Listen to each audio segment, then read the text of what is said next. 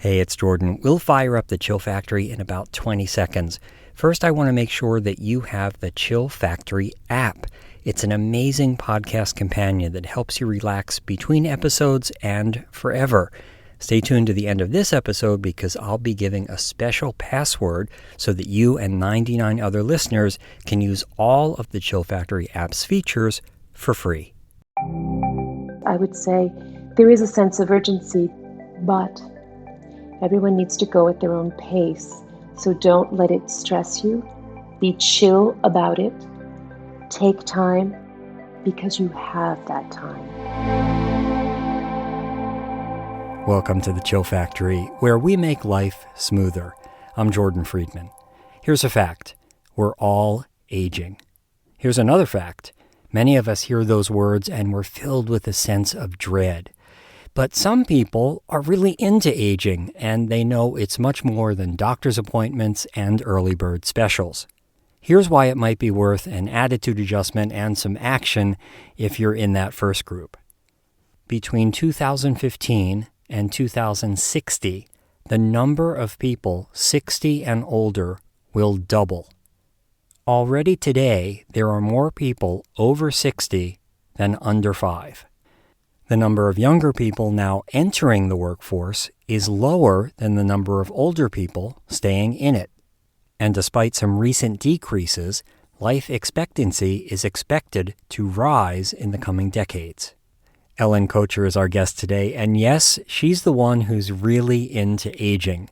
She focuses on the 50-plus demographic, including in her new book, Wake Up, Shake Up, Thrive. Ellen thrives in Switzerland, where she's a global health and wellness coach, a workplace wellness consultant, and an economist. Not 50 plus, there's something in this conversation for everyone because we're all aging. Ellen, thanks so much for coming by the Chill Factory today. With pleasure, Jordan. I'm happy to be here. Ellen, based on those who you work with, your clients, and just people in the world who you talk with, how would they complete this sentence? As I get older, I'm concerned about or sensitive to blank. I would answer that with three things. The first and foremost, and this I hear all the time, Jordan, is I want to have no regrets. The second would be I want to live life to its fullest. And the third, which clearly links to the other two, is I want to be purposeful. As we do get older, what are some of the big headlines we should pay attention to? What are some of the key things we should be thinking about in your opinion and because of your experience? Interesting the way you said it, Jordan, because you said getting older, and we actually don't use getting older, we use growing older. And your question was about the key things that we should be focusing on to make growing older easier and more enjoyable. And what I've observed is that people that are over 50 or sometimes over 40 only no longer take their health as much for granted. They're more conscientious, more willing to take care of themselves. And what we've noticed is that as people are older, we actually finally take the time to take care of ourselves. And it's reassuring to be physically capable, to have good health. It builds our confidence, it builds our capability. Actually, I was 52 years old, and I did this race that was more than 32 kilometers of effort. And it was about a 6-hour race. It was one of the most empowering things I did. When you feel physically capable as you age, it makes you feel empowered. So that's the first thing that people should be thinking about, and they do. It's one of those shakeups. And the second thing was finances. And it's interesting because it's not about being rich. It's not just about having enough money for retirement. But it's about opening up our conversations and understanding that our finances, it helps us glide through those older years with ease. Again, confidently and enjoyably, because you can't You can't enjoy life if you are worried that you're not going to eat at the end of the month.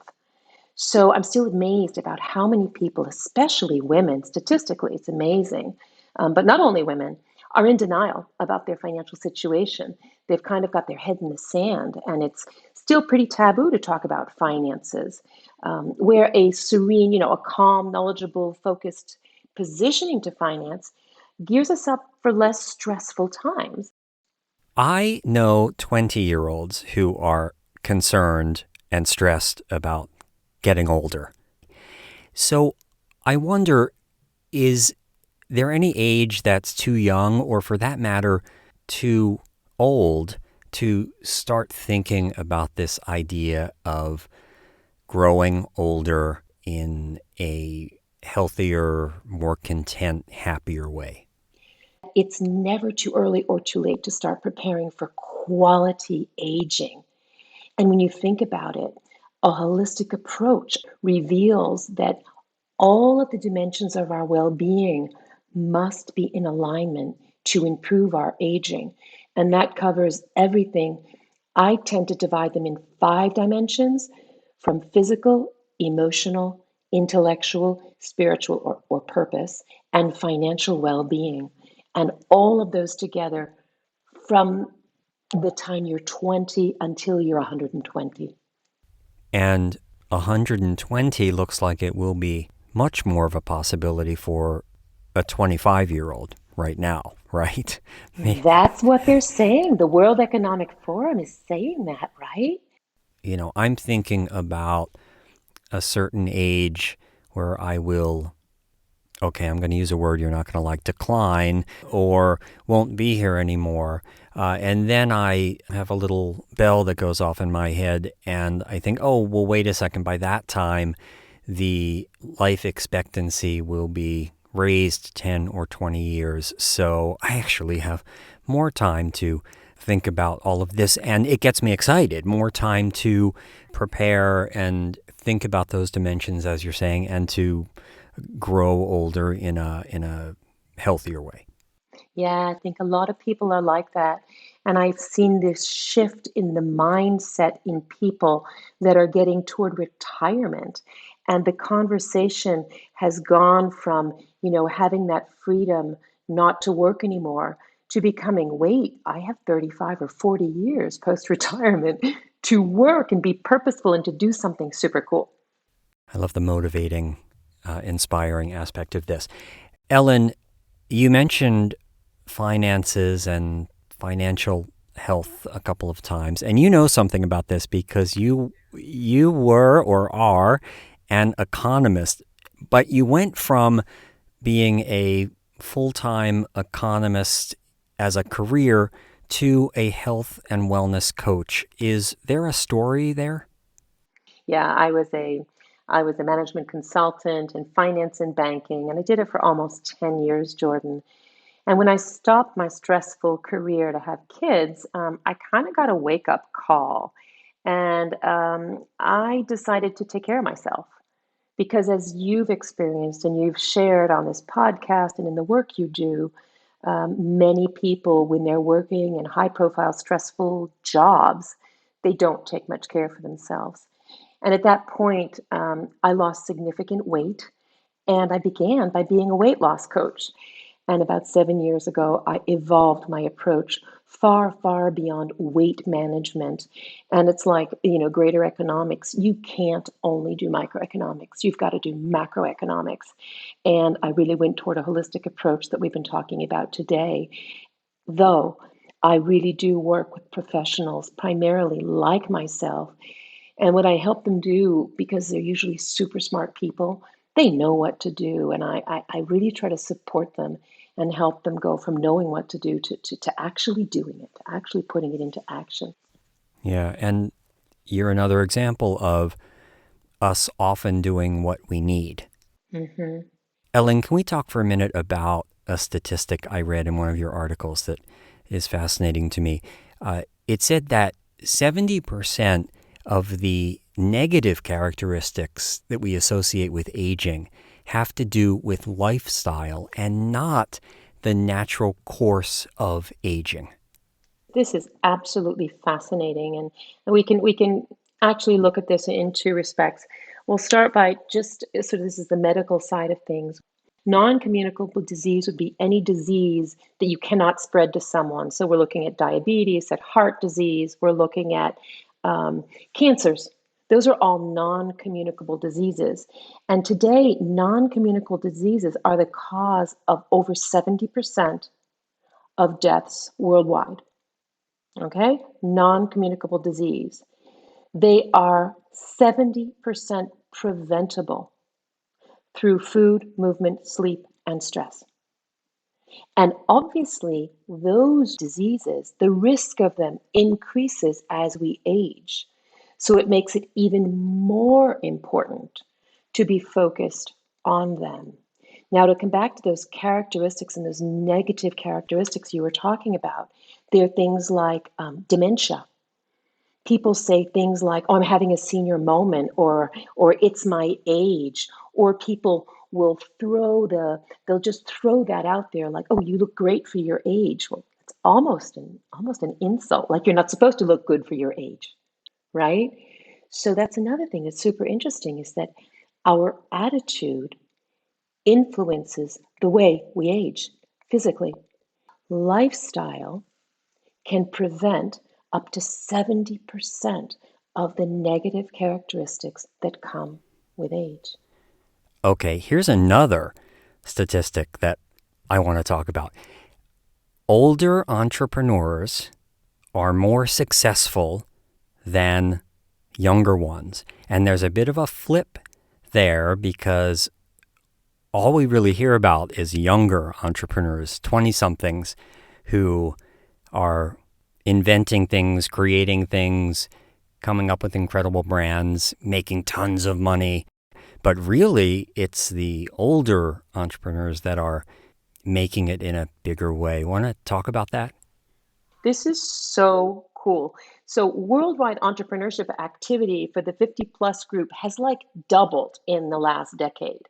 Their startups are statistically almost 3 times more likely to succeed than the youth startups. And again, it's so interesting, Jordan, because we hit on the 5 dimensions of well being we spoke about earlier. Think about it. All of a sudden, we said people 50 plus are more conscientious and willing to take care of their health. It's hard to do when you're working 9 to 5 for somebody else. So by 50, health allows people, that consciousness allows them to become an entrepreneur, and entrepreneurship fits that model really well. Emotionally, the emotional dimension, older people are more positive and more stable emotionally. Again, this is research that I'm recalling from my book. It's directly related, therefore, if they're emotionally stable, to more efficiency, more engagement, less burnout. Intellectually, again, that's the third dimension of well-being that we're exploring together. Intellectually, someone that's 45, 55 plus, they have more of everything, Jordan. More experience, more business savvy, more connections, more knowledge, more wisdom, more skills, more expertise, more confidence. They're no longer wannabes. They tend to be spiritually more aligned. And again, with fewer years ahead and that kind of I don't want any regrets attitude, they realign with their self, their purpose, and they just go forward like a bulldozer. And all of this creates a framework for successful entrepreneurship, not to mention that still today, the 45 to 75 age bracket has the highest median and average net worth. So they're financially sound, they can take more risks, they're confident in doing so. So these 5 things put together makes the 50 something founders and entrepreneurs 3 times more successful, Jordan. How cool is that? Yeah, it's very motivating. And I've always said I am so much happier being older than I was. It doesn't mean that I didn't enjoy my time as a 20-something and 30-something. You just aren't concerned about stuff that you used to be concerned about. So let's say you're not going to up and leave your job and start your own business.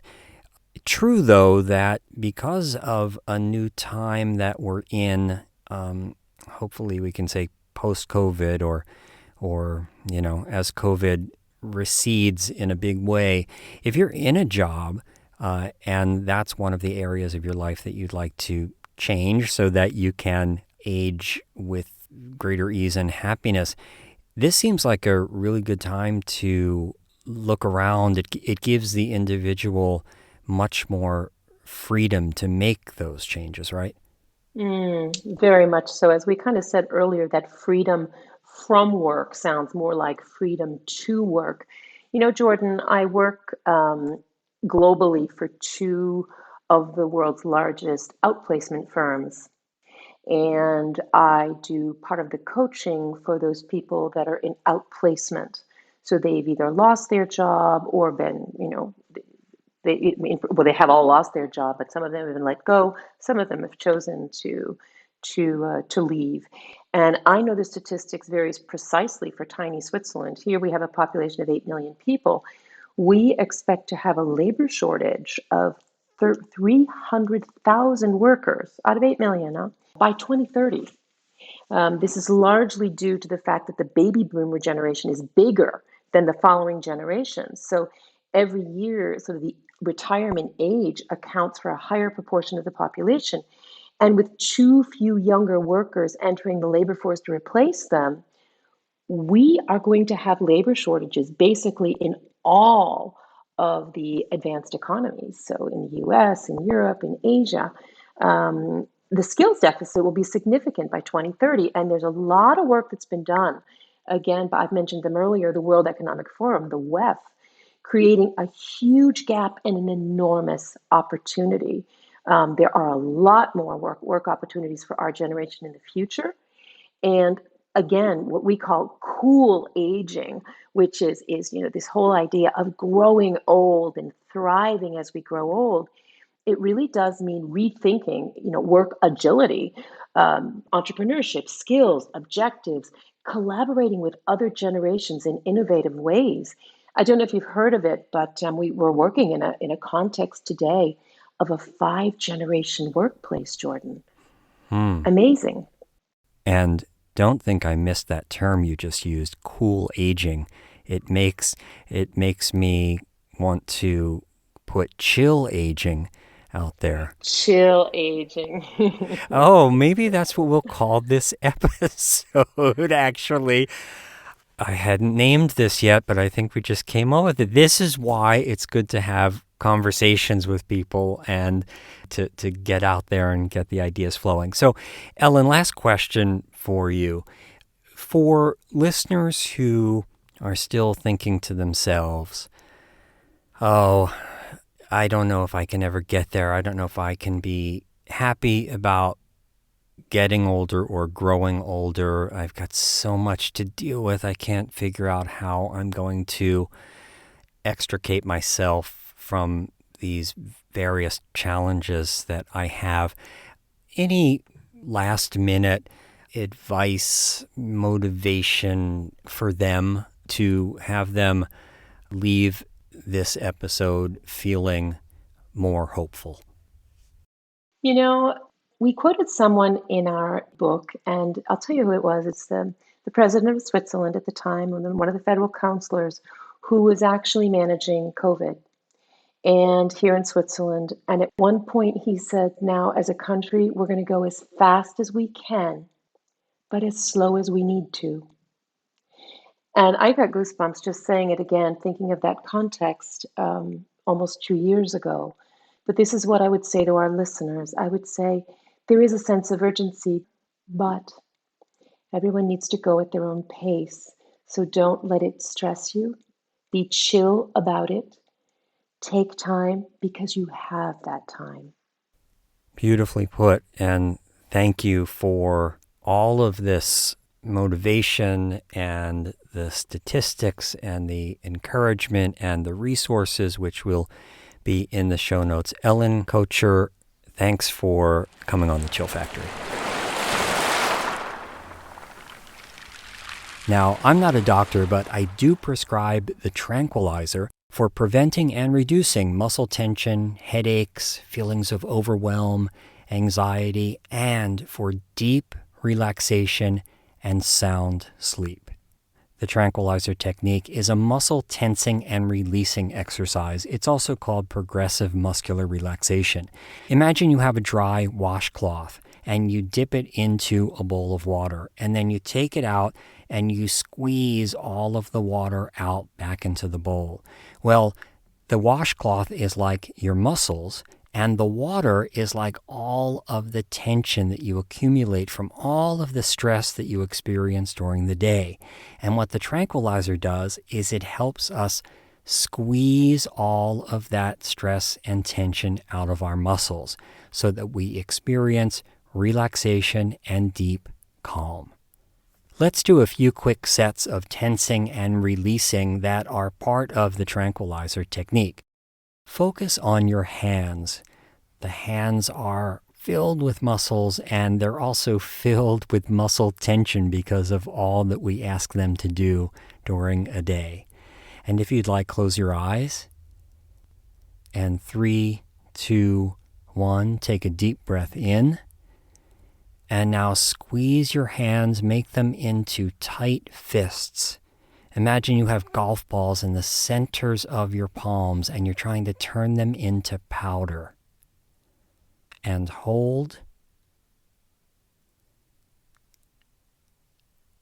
And now exhale and release your hands and feel the tension run out from your fingertips. Now focus on your eyes and the area of your face around your eyes. This is another warehouse of tension because of all of the staring at screens we do. So close your eyes, and 3, 2, 1, take a deep breath in, and squeeze your eyes closed so that you try to block all of the light coming in from the outside. And hold. Squeeze those eyes closed. And now exhale and release the tension around your eyes, keeping your eyes closed, but let them relax.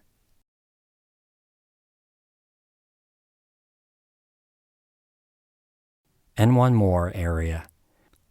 Now focus on your shoulders. Many of us carry around a lot of tension in our shoulders. 3, 2, 1, take a deep breath in. And now with your back straight, raise your shoulders all the way up so the tops of your shoulders touch the bottom tips of your ears. You probably won't be able to do this, but it's just a goal. And hold.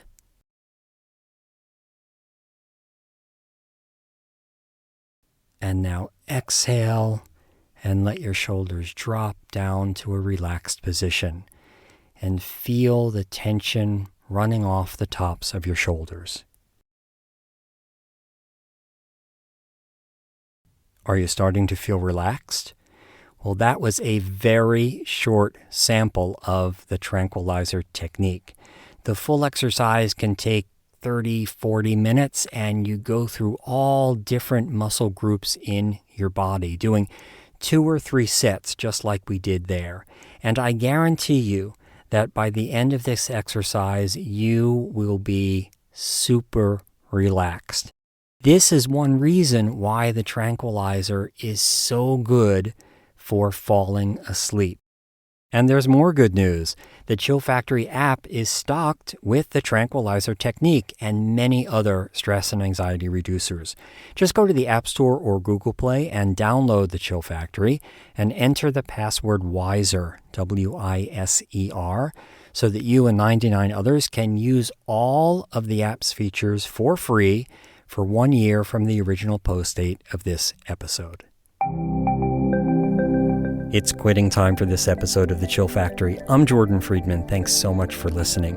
There's more information and resources at thechillfactory.net, and you can also leave us a question or voicemail there just look for the blue tab on the right side of any site page. And if there's something you've heard here on the Chill Factory that you think will help someone in your life, we'd love it if you shared an episode or the podcast with them. And subscribe or follow the Chill Factory so you'll know when new episodes are available. And as actor and producer Frances McDormand said, with aging, you earn the right to be loyal to yourself.